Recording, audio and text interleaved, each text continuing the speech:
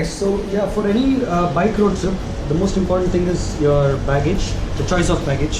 So the reason I chose this bag is for a couple of reasons, which I'm going to explain now. And there are a lot of things. So first things, what all can go into this bag and why did I choose this bag? First thing is very handy, and it's got a couple of strong straps, Biltula straps, and it's got a waist belt as well, which can distribute the load equally. And then it's got a couple of pockets, which is very useful for a lot of things. This is where I keep my extra cover and then some documentation. And then this is where my the module for all my chargers and couple of things go in. So that's easy. So now, so let's unhook this up. Then, so I open this first set. Now, the reason I chose top open baggages is because it's easy to access all through your baggages. So I have my gadgets bag, my toiletries, my vacuum bags for my dresses. I just carry a couple of pairs, and then I have my shoe bag.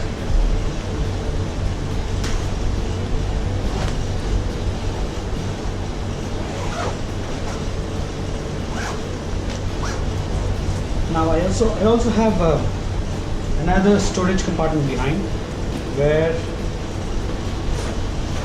this is a top loading one, where I have my extra raincoat and then my socks and undies.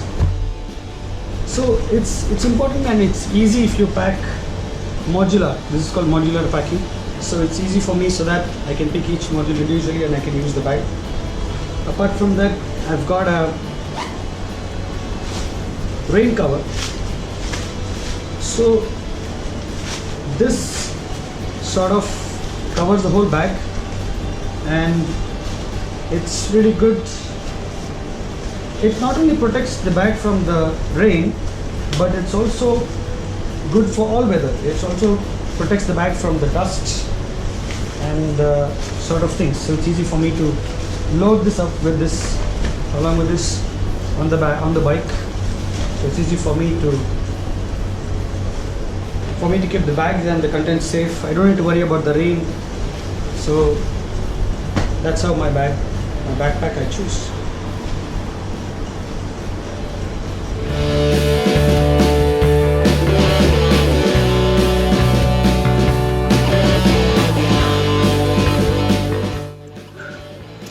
Okay, so the reason for me to choose Royal Enfield Interceptor 650 is because it is the best Royal Enfield made so far.